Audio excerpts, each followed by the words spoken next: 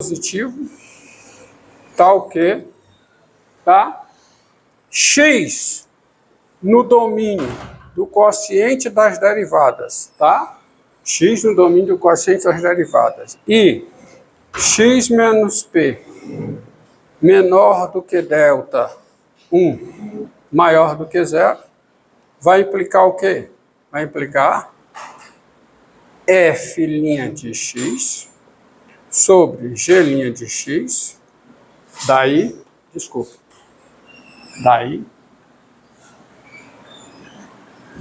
dado epsilon maior do que zero, não fazer sentido, tá? Dado epsilon maior do que zero, existe o quê? Existe um delta 1 positivo, tal que x no domínio do quociente das derivadas, tá bom? E x menos p em módulo maior do que zero, menor do que delta 1, isso implica o quê? F' de x sobre g' de x menos L menor do que epsilon. Tá? Isso é a definição de limite. L, por hipótese, é o limite de f' de x sobre g' de x com x tendendo a p pela direita. Então, na realidade é assim, né? É x tendendo a p pela direita. Tá bom? X no domínio da f' e x menos p maior do que zero, menor do que delta 1, implica isso aqui. Repita, porque a hipótese é x tendendo a p pela direita. Bom, logo, escolhendo o delta 2 igual a quê? Ao mínimo de delta 1 e do delta, que é esse delta aqui, ó, a hipótese que existe, ó, segunda hipótese, existe um delta positivo, tal que f e g são diferenciáveis aonde? No intervalo pp mais delta, tá? Agora, por que existe esse delta 1? Porque o L é o limite de f' de x sobre g' de x com x tendendo a p pela direita. Então não tem história de módulo aqui não, como eu tinha colocado erradamente. Tá? Então, com delta 2 igual ao mínimo de delta 1 e delta, tem-se o quê? O delta é positivo, o delta 2 é positivo, tá? O delta 2 é menor que ou igual ao delta 1, claro, né? E o delta 2 é menor que ou igual a delta, ok? Pela escolha do delta 2, concorda? Entendido? Tá? Agora, vamos pegar o seguinte, ó. Tá? Vamos pegar um x... Vamos pegar um x aqui, ó. Vou desenhar bem aqui a reta numérica. Tá? Desenhar bem aqui a reta numérica, ó. E eu vou estar aqui o P. Tá? Vou pegar o P mais o delta 2. Tá? E vamos pegar um x aqui dentro. Um x aqui dentro. X, tá certo? Maior do que P, menor do que P mais delta 2. Tá certo? Então, observe, ó. Observe.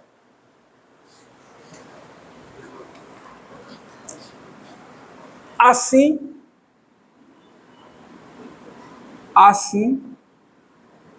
se o x satisfaz isso aqui, ó, se o x menos p é maior do que zero, menor do que delta 2, tá bom? Olha o x, ó, esse x aqui, esse tipo de x aqui, x menos p maior do que zero, ou seja, o x maior do que p.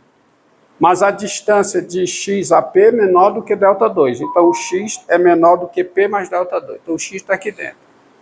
Se o x está aqui, quando você olha para o intervalo px, você pegar o intervalo px, tá certo? Fechado, tá?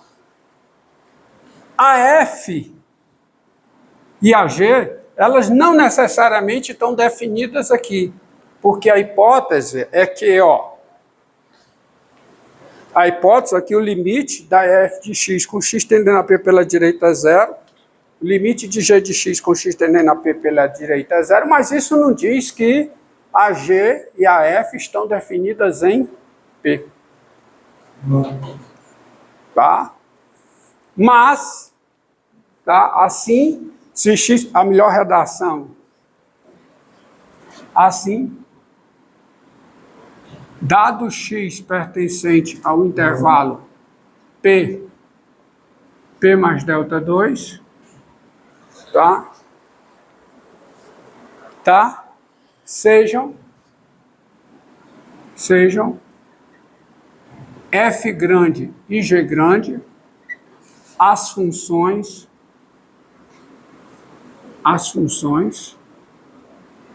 dadas por, tá? As funções f grande e g grande, as funções, vou colocar aqui, ó, f grande de px em R e a função g grande de px em R, tá? Dadas por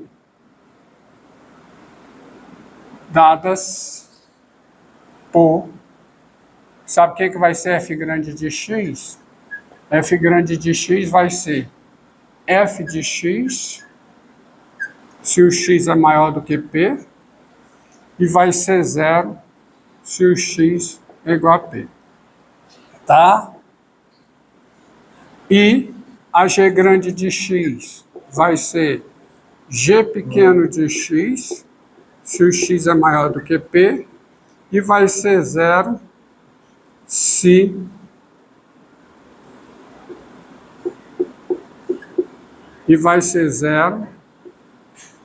o x é igual a p. Está entendendo essas funções? Essas funções estão bem definidas? Então, porque se eu estou no intervalo aberto px, eu estou no intervalo onde a f e a g são, a f pequena e a g pequeno são diferenciais, portanto elas estão definidas, tá certo? Eu não sei no p, mas eu sei que nesse intervalo elas estão diferenciáveis. Mais do que isso, se eu pegar aqui fechado, as duas são diferenciáveis, a f e a g são diferenciáveis, porque o x está aqui dentro. Se o x está aqui dentro, o x está nesse intervalo. E nesse intervalo as duas são diferenciáveis. Então elas estão definidas. O problema é no zero, mas aí não tem problema, porque você tem o seguinte. Destas definições, você tem o seguinte. Destas definições,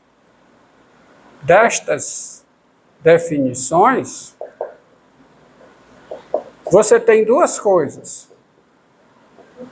Primeiro, tá certo? Primeiro, você tem que a f e g, a f grande e a g grande, f grande e a g grande, elas são o quê? Contínuas no intervalo px fechado. Não são contínuas nesse intervalo fechado? São, porque se você considerar esse intervalo aqui, ó, nesse intervalo aqui, a f pequeno e a g pequeno, elas são o quê? Diferenciáveis, então elas são contínuas. Então a f e a g são contínuas aqui. A continuidade em x é a continuidade pela direita, pela esquerda, tá? E também você tem o seguinte, a f grande e a g grande são diferenciáveis diferenciáveis no intervalo aberto Px, ó, com quem é a derivada da f grande em x, nesse intervalo?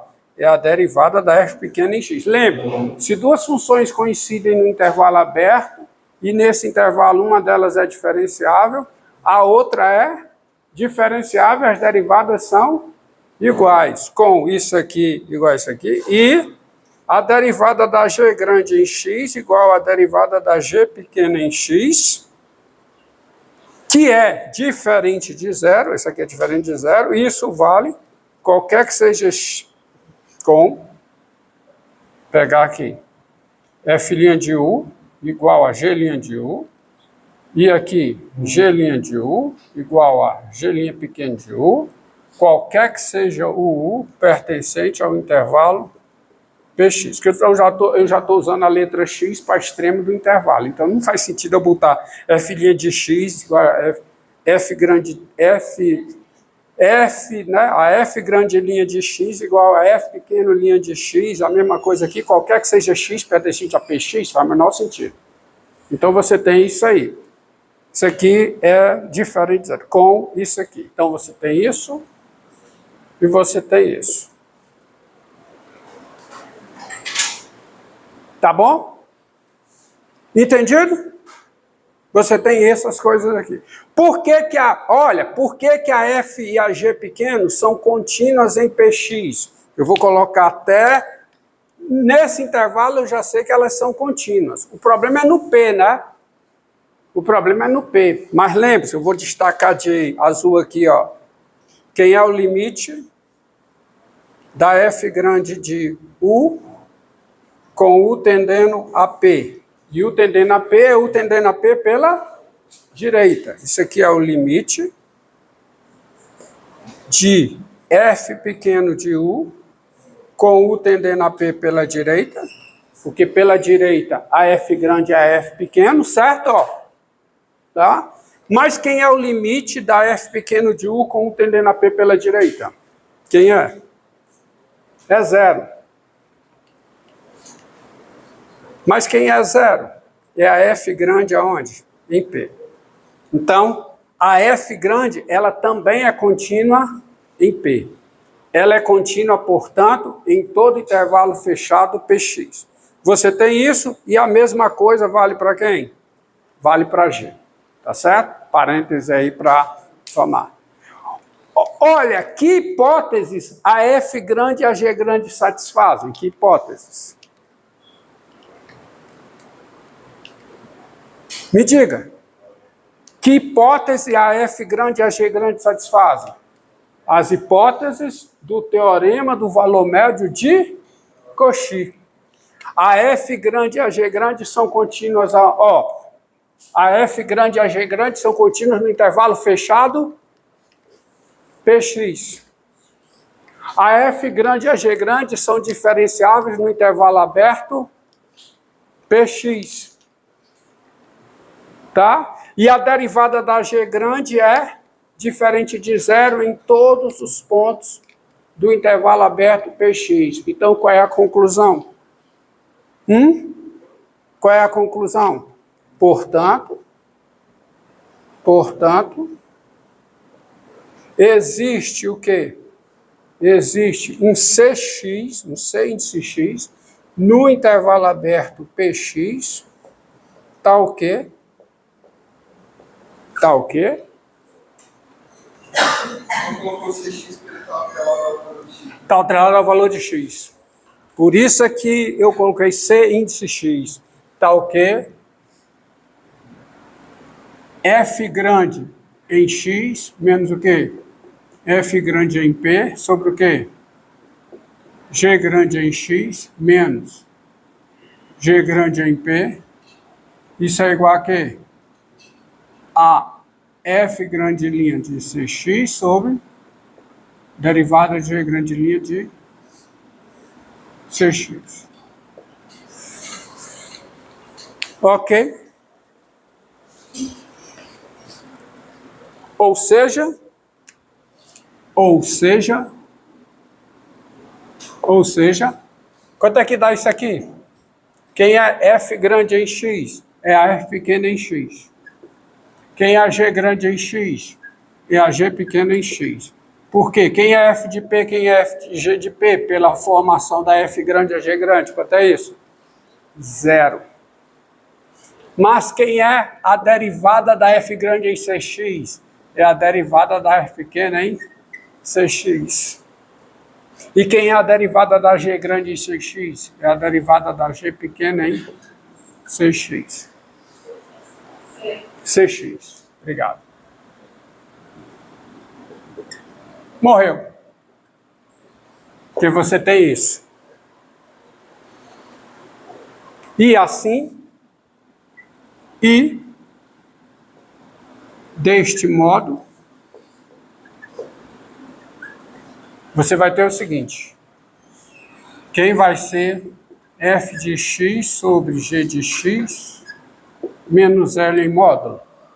Isso aqui vai ser o quê? Vai ser f' de cx sobre g' de cx, tá certo? Menos L em módulo. Acontece aonde, a quem pertence, a que intervalo pertence c índice x e cx. Olha aqui, ó. Tá aqui o P, tá certo? Tá aqui o P, tá aqui o cx, tá aqui o x, tá aqui o P mais delta. P mais delta 2. Então, esse cx, olha esse cx. Esse cx está no domínio. Onde é que está esse cx? Ó? Olha aqui. Esse cx, tá, o c índice x está no domínio, eu coloquei uma aberração aqui. Domínio de f' sobre g'. O c índice x está no domínio f' de x sobre g' de x, não é função, é número, tá? O c índice x está no domínio do quociente das derivadas, e o c índice x, a distância dele a P, é menor do que o delta 2, não é? Porque o c índice x está antes do x. Como a distância do x ao P é menor do que o delta 2, a distância do c índice x ao P também é menor do que o delta 2. Se é menor do que o delta 2, é menor do que delta 1. E se o c índice x está aqui, e c índice x menos P maior do que 0, menor do que delta 1, f' de c índice x sobre g' de c índice x menos L, isso é menor do que epsilon.